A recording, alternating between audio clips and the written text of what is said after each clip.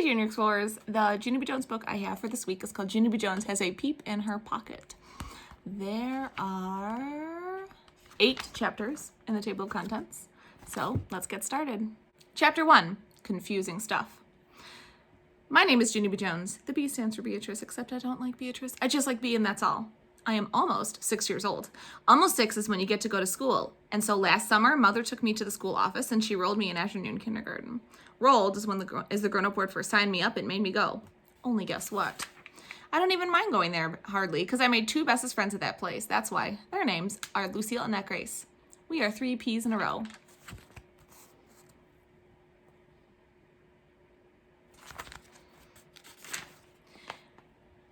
My teacher's name is Mrs. She has another name too, but I just like Mrs. and that's all. Only here's the trouble. Just when I was getting good at kindergarten, Mrs. made an announcement to our class, and she said that pretty soon school is going to end. I did a gasp at that terrible news. No, Mrs. No. How can school end? Because Mother said I have to go to school until I am an old teenager, and I am not even 6 years old yet. Mrs. Quick shook her head. Oh, dear. I'm sorry, Junie B., she said. I'm afraid that you've misunderstood me. School isn't going to end forever. School will just be taking a summer vacation. She smiled at me. You and everyone else in this class will come back to school in September. It's just that you won't be in room 9 anymore. I quick got out a paper and crayon. Okie dokie, then tell me the name of our new room, I said, because I will need to tell Mother where to bring me. Mrs. did a little frown. I'm sorry, she said again, but right now I have no idea what room you'll be in next year. Now I did a frown too.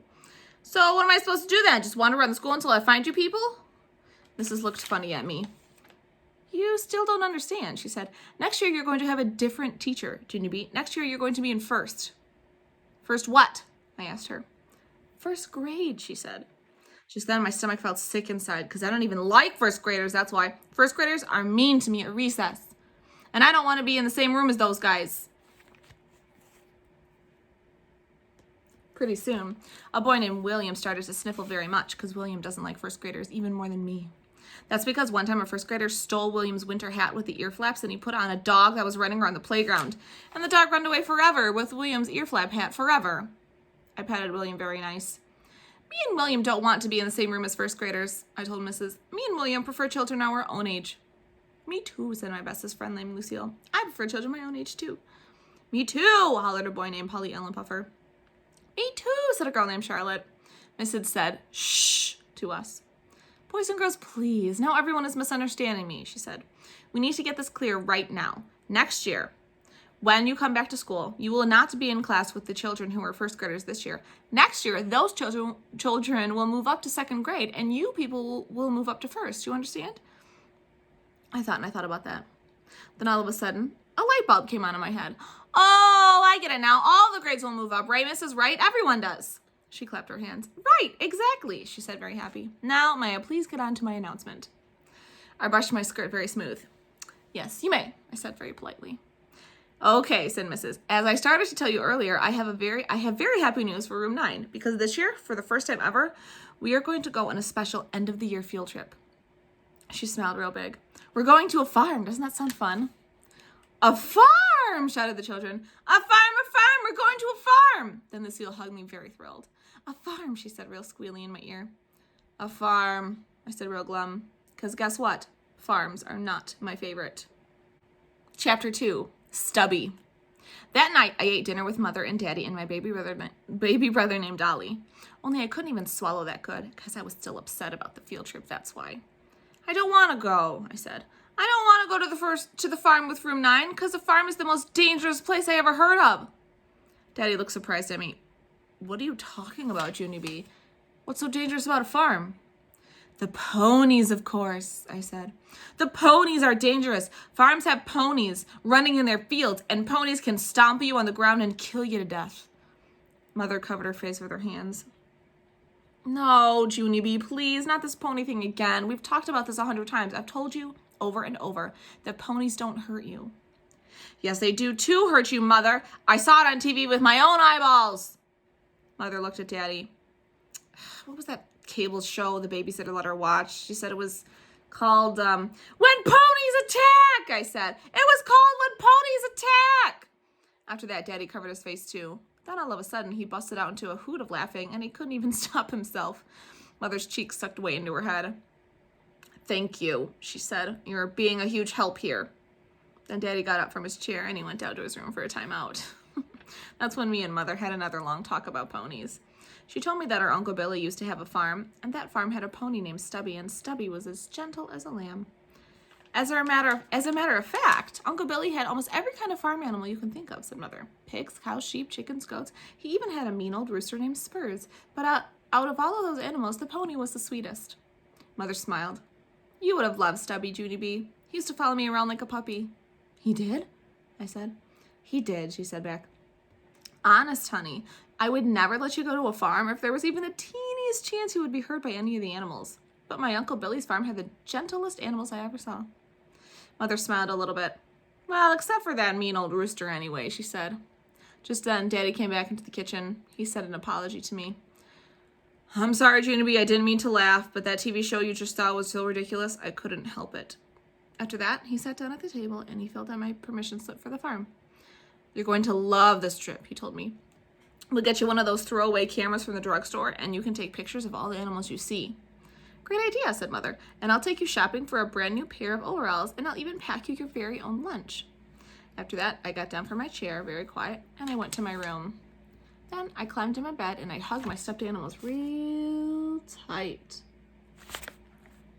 Because I kept on thinking about what Mother said about Uncle Billy's animals, but mostly I kept on thinking about that mean old rooster.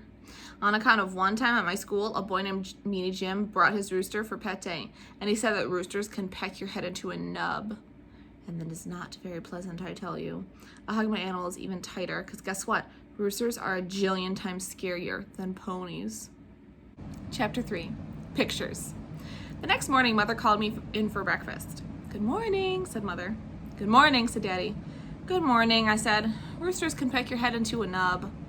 Daddy put down his coffee cup. Excuse me? I pointed to my head. A nub, I explained. A nub is a teensy little knob head. Roosters can peck your head into one. Mother looked strange at me. What in the world is this about? I did a big breath at her. Because how can I even be clear on the subject? A nub, a roundish, ballish head, a knob. And do not tell me the roosters do not pick you on account of we had pet day at school and Meanie Jim brought a rooster into room 9 and that boy is a rooster expert. I looked at her. Plus, also, you said Uncle Billy's rooster was mean too, right, Mother? Remember that? Mother looked frustrated at me, and then she put her head down on the table, and she did not come up for a real long time. Finally, she peeked her eyes at Daddy. Now what? She said, kind of quiet. Maybe it'll blow over, said Daddy. I shook my head. No, it will not blow over, I told him, because roosters do not listen to reason, and so there's nothing we can do about this pecking situation. Daddy rubbed his eyes. Could we please change the subject, he said.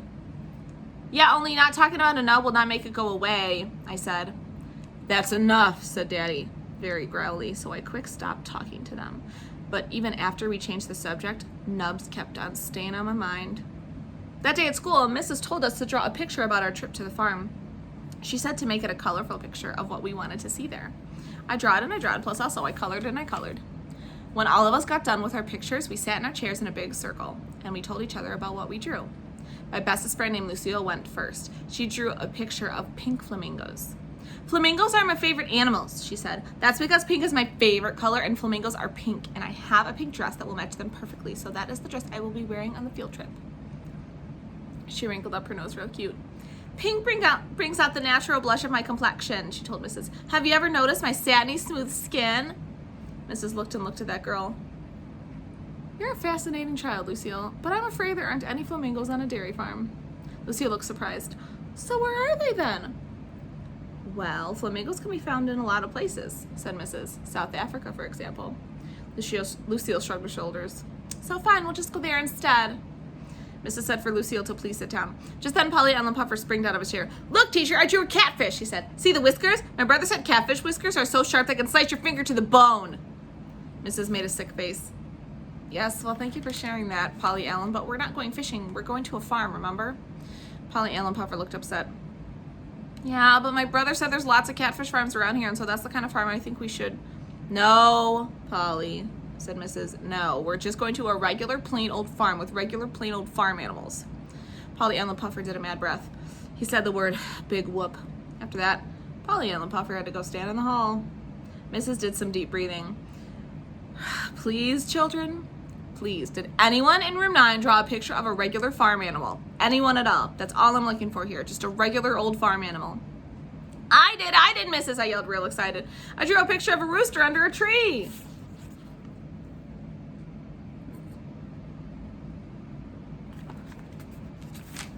Oh, Junie B, thank you, that's perfect, she said.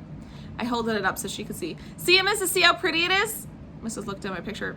Yes, that's a very nice tree, Junie B, but why is it lying on its side? It crashed over in a rainstorm, I said. Oh, said Mrs. Oh dear. She looked even closer. But I'm afraid I don't see the rooster, honey. I pointed. There. See his foot under the branch? He did not get out in time, apparently. Mrs. covered her mouth with her hand.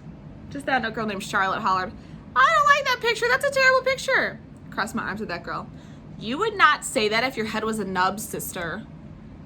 Meanie Jim laughed real loud. Then Mrs. said for all of us to take our chairs back to our tables, and we did not show any more farm pictures. Okay, before I read chapter 4, I really hope you understand that roosters do not peck your head into a nub. Junie B's imagination is running wild, and so she thinks that's going to happen, but we know that that does not happen, right? I hope so. Chapter 4, Cockle-doodly-doo. On Saturday, Mother came into my room. She said we were going shopping for clothes for the farm trip. I looked up from my coloring book. No, thank you, I said. On account of I'm getting a fever that day, so I won't actually be going to the farm. Mother laughed. Don't be silly, she said. That's when she picked me up and she carried me out to the car. Yeah, only here's the problem. You were not respecting my wishes, I said. Mother laughed some more. I promise this will be fun. I did a huffy breath. Whatever, I said. Whatever is the grown-up word for that is the silliest thing I've ever heard. And guess what? I was right. Shopping was not fun at all because Mother kept on making me try on clothes I didn't want. First, she made me try on a shirt with checkery squares. Then she made me try on overalls with big giant pockets. Plus, she tried a bandana around my neck and she put a straw hat on my head. I looked in the mirror at myself. What do you know? I'm a cornball, I said. Only too bad for me because Mother said I looked as cute as a button. And so she brought me these clothes anyway. Plus, also, she bought me a throwaway camera at the drugstore.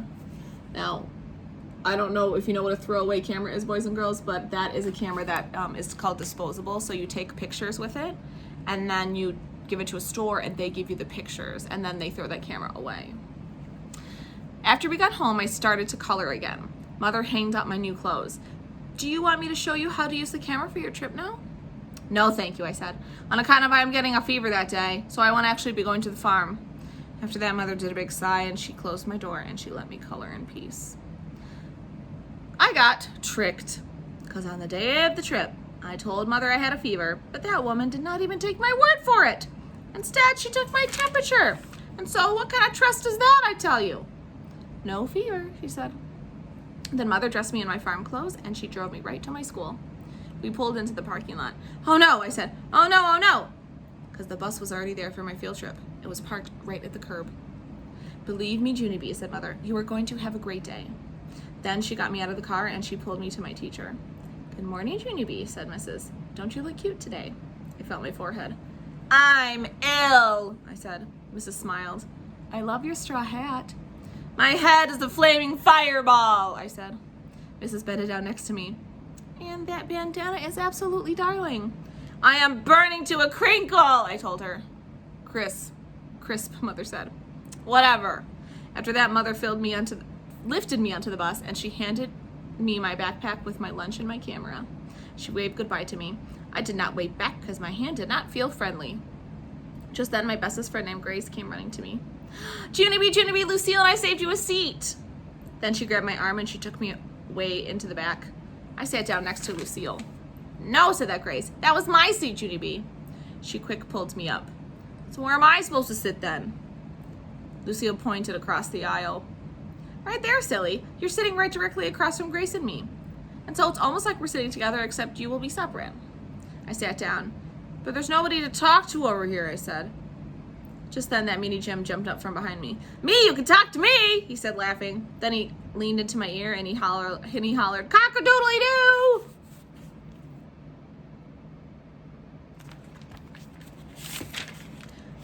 Too bad. You're afraid of roosters, he said. Roosters can tell if you're afraid, Junie B. Ask anybody. Roosters always peck the scaredy heads first. No, they do do not, Jim, I said back. You were just making that up probably. And anyhow, if roosters peck people's heads off, all farmers would have nub heads, don't they? So they are, and they don't have that, haha. Jim raised an eyebrow. Are you sure all farmers don't have nub heads? Are you sure? He did a grin. Why do you think farmers wear hats? Jim leaned closer. To cover up their nubs, that's why. After that, he lifted up my hat, and he patted my head, and he cock-a-doodly-dooed all over again. All right. Do farmers have nubs for heads? No. Why would they wear hats? Maybe to keep the sun out of their eyes? That makes more sense. Chapter 5. E-I-E-I-O. Seriously. See? E-I-E-I-O. The bus drove for a very long time. Polly Ellen Puffer was sitting with that Jim I don't like. While we were riding, he stood up behind me. Junie B, listen to the song we just made up. Then he and Jim started singing their song as loud as they could. Old MacDonald had a nub, E-I-E-I-O, and on his nub he had a hat, E-I-E-I-O, with an ow-ow here and an ow-ow there, here and ow, there and ow, everywhere and ow-ow. Old MacDonald had a nub, E-I-E-I-O. I'm going to pause here. Last book, we realized that Jim and Junie B are actually friends. My goodness, is this something that a friend would do to another friend? Try to make them upset and scared? No. Oh, Jim. Finally, I covered my ears with my hands so I could not hear them anymore. Then I sang the long song of my own. It's called Ha Ha, I Can't Hear You. I invented the words myself.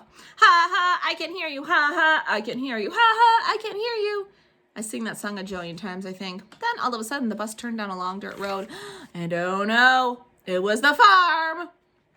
We're here, shouted the children, very thrilled. I looked out the window. There was a big house with trees all around it, and also there was a barn and a tractor and some chickens. I did a big gulp of those peccary things because chickens have pointy lips just like roosters. I quick scrunched down to the bus floor, then I hid it under my backpack very sneaky. Because maybe if I kept real quiet, Mrs. wouldn't see me, and so I could hide on the bus the whole time. Lucille and that Grace stood up from their seats, and I made the sign at them. It's never a good idea to hide from your teacher. Don't tell the teacher I'm here, and I mean it, I whispered. Only too bad for me, because just then I heard the worstest noise in the whole world. It was the noise of Big Jim Tattletale. Teacher, Junie B. Jones is hiding under the floor. I see her. Shh, I yelled, but Jim did not shh. Instead, he jumped up on the bus seat and he pointed his finger at me. She's trying to hide under her backpack so you won't see her, but you can almost see all of her entirely perfectly good. He got off the seat and waved to me very teasing. Ta-ta, he said, and then he followed Lucille and Grace right off the bus. After that, my heart got very poundy inside because I heard the sound of footprints. I scrunched myself tighter. Junie B? It was the voice of Mrs. I didn't answer her. Junie B, I see you, okay? Your backpack isn't big enough to hide you. I looked up real slow. Hello, how are you today? I said. I am fine, only I'm not actually hiding. Mrs. crossed her arms. Then what are you actually doing? I did a gulp. I'm tidying. Tidying what? Said Mrs. I thinked fast. I'm tidying the floor, I told her. I quick took off my bandana and then I wiped the floor with it. Good news, I'll tidy now. All of a sudden I heard a chuckle. I turned my head and saw some boots. Junie B. Jones, said Mrs. I would like you to meet Farmer Flores. Farmer Flores owns the beautiful farm we're going to be visiting today. I raised my eyebrows very slowly. Then finally, I looked all the way at the top of his head. That's when my arms got shivers all over them. Because guess what? Farmer Flores was wearing a hat. Chapter 6, Farmer Flores. Farmer Flores did a nice smile. Your teacher tells me that you're not happy about being here today, he said. I felt my forehead again. I'm ill, I said. Yes, well, I've been thinking about how I could make this day a better visit for you. And I was wondering, maybe you would like to be my special farmhand today. Do you know what a special farmhand is, Junie B? I shook my head no. Well, for one thing, a special farmhand gets to walk with the farmer in the very front of the line. Would you like that? I did my shoulders up and down. I don't know, maybe. And also the the special farmhand gets to be the first person to sit in the tractor. Does that sound fun to you? I said very big. I don't know, maybe. Oh, he said, but here's the most important job of all. The special farmhand gets to help me keep all the children in order. Just then my whole mouth came all the way open. In order? You mean I get to order the other children around? Farmer Flores rubbed his chin. Well, yes, I suppose you could put it that way, he said. I quick grabbed my backpack. Well, then what are we waiting for, farmer? I said. After that, I run off the bus speedy fast and I clapped my hands real loud. All right, people, get in line. Farmer Flores is going to show us around and he does not have all day, folks. Pretty soon, Farmer Flores and Mrs. came off the bus too.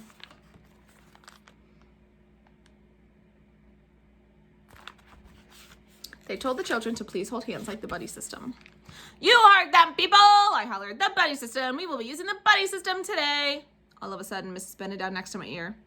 Helping Farmer Flores does not mean being rude, Junie B, she said. I want you to be helpful and nice. But I am being helpful and nice, I said, because I didn't even tell anyone to shut their mouth yet. Just then I skipped to the end of the line and checked on Pollyanna, Puffer, and Jim. I've got my eye on you two clowns, I said, helpful and nice. Jim cockle-doodly-dooed at me again. Yeah, only too bad for you, Jim, I said, because I already looked into this place for roosters, and I didn't even see one of those meanie guys, so ha! After that, I quick skipped back to the front of the line, and me and Farmer led the children to the pasture. Pasture is the farmer word for big grass and a fence. Only wait till you hear this. There was 4 horses and 2 ponies in that pasture, and I didn't even run from them. Attention, people! Attention! Do not be afraid of the horses and ponies. Just stand very still, and they will not attack you, probably. I thought for a second. Also, don't feed them cheese popcorn. I looked at Farmer. I learned that from the zoo, I said. After that, Farmer held my hand, and we led the children into the barn. The barn is where the cows get milked. All of room 9 held their noses at that place because barns smell like stinking hay. Farmer Flores told us all about milking cows. He showed us the machines that hook up to the cows. Plus also, we saw a giant can that holds the milk. After he got done, he asked if we had questions. I raised my hand. If you breathe the stink air into your body, does that mean your insides will smell like stink too? Farmer didn't answer me. Only I don't know why, because that is a troubling question, I tell you. After that, he took my hand again, and we took the children to another place at the barn. There was a black and white cow there. Farmer showed us how to milk her with a milking machine. It's called demo cow, I believe. After that, Farmer Flores was finished talking about cows. Okay, boys and girls, let's go back outside and visit some of the other animals. Just then I got a little nervous inside on account of what was he, if he was taking us to see the rooster. I walked outside very careful. Only good news, Farmer Flores took us right to the pigs in a pen. After that, we saw goats and lambs, and I patted a lamb on her fuzzy head. And that's not even the best part. On account of pretty soon, Mrs. Farmer Flores drove up in a shiny red tractor, and I was the first one to get to sit up there with her.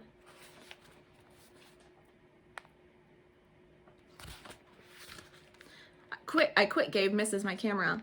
Take my picture, please. Take my picture up here on this tractor. I smiled real big for her. Mrs. clicked the picture. That will be beautiful, she said. After that, I got down from the tractor and I took a cow picture and a pig picture and a lamb picture. Plus also I took pictures of my bestest friends named Lucille and that Grace. Excellent pictures, friends, I said real thrilled. I can't wait for Mother and Daddy to see them. Then I hurried to the big trash can and I threw my camera right in there. See, Grace, see, Lucille? It's called a throwaway camera. Mother said that after you take the pictures, you just throw it away and buy a new one. And so what could be easier than that? Wow, said that Grace. I know it is wow, Grace, I said. Plus, Mother said the pictures can turn out beautifully. All of a sudden, Mrs. ran over and took my camera out of the trash. Junie B, honey, you can't throw the camera away before the pictures are developed. Shoot, I said. Nothing's ever easy, is it? After that, Mrs. pulled down blankets on the grass, because it was time for a picnic, of course. Me and Lucille and that Grace sat on a blanket and opened up our lunch bags. Yum, I said, egg salad. Yum, said that Grace, tuna salad. Yum, said Lucille, crab salad on a flaky croissant with a side order of greens and a light raspberry vinaigrette dressing. Then all of us ate our lunches. Very delicious. Chapter 7, Spike. After lunch, it was time to get the children together again. I clapped my loud hand some more. Okay, people, the fun is over. Get your buddy and get in line. On account of Farmer Flores wants to talk to us some more, apparently. Farmer Flores did a teensy frown at me. Then he holded my hand and we walked across the yard to another fence. Inside the fence, there was a building and some chickens. Okay, everyone, said Farmer Flores. This is the last stop on our tour today. He pointed. Who can tell me what that little building is right there? Lucille jumped up and down real happy. The gift shop! The gift shop! I've been wondering where that was, she said. Farmer Flores did a chuckle. Well, that's a good guess, but most farms don't have gift shops. He looked at the class. I'll give you a hint. My wife and I get eggs for our breakfast every morning from that little house over there. Just then a boy named Roger jumped up and down and all around. I know, he said. It's a hen house. Farmer Flores smiled. Right, he said. It's a house where hens lay their eggs. Farmer Flores opened the gate. I tugged on his shirt. He bended down next to me. Is there a rooster in there? I said, kind of scared. Just one, he said. But there's lots of chickens. Want to go in and say hello? I shook my head real fast.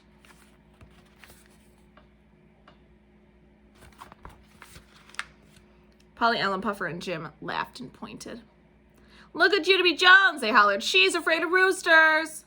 Farmer Flores made an angry face at those two. Hey, he said. I'm surprised at you boys. There's nothing wrong with someone being cautious about roosters. Just then, some other children looked kind of scared too. Why? Said Lucille. Is the rooster going to peck us? Farmer Flores shook his head. No. That old rooster there is a pretty calm fella, but that doesn't mean Junie should be laughed at. He smiled a little bit. Why, I've been around farm animals all my life, but every once in a while I still come across an animal I don't get along with. The farmer laughed. In fact, we used to have a goat who nipped at me every time I got near him, and for years and years I made my wife go in his pen to feed him. After that, Farmer Flores winked at me, and Mrs. said I could wait outside the gate. My shoulders relaxed very much. I sat down on the grass outside the fence. Only wait till you hear this. Pretty soon, Farmer leaned over the fence where I was sitting, and he was holding a little baby yellow chick. I giggled and giggled at that cute little thing. A chick, a baby chick. Can I hold it, Farmer? Please, please. Farmer Flores put the baby chick in my hands. It was fluffery and soft and as light as feathers. Oh, I love it, Farmer. I love this baby chick. After that, I put the little chick in the grass and on my lap and on my straw hat. Plus, also, I put it in my big, wide pocket, and I peeked in there.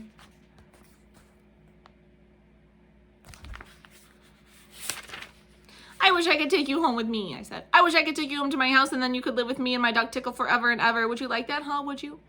The baby chick did a peep. Hey, you said yes!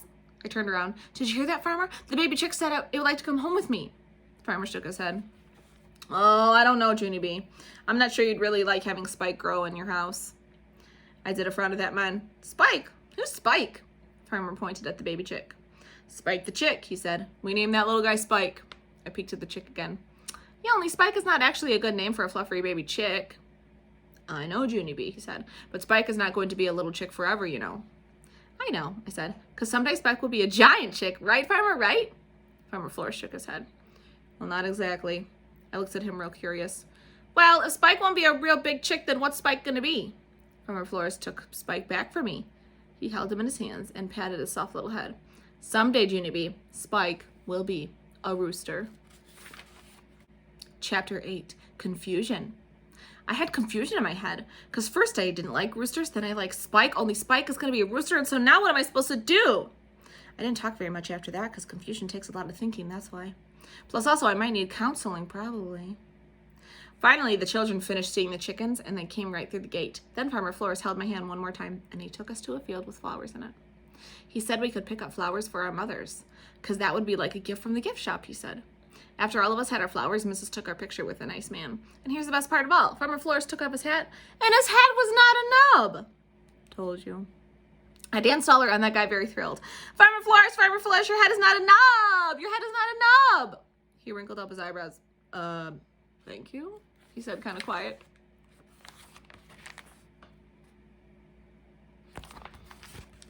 You're welcome, Farmer, I said back. Because guess what? Now I don't have to be afraid of roosters anymore. I jumped up and down. Now maybe I can be afraid of goats just like you.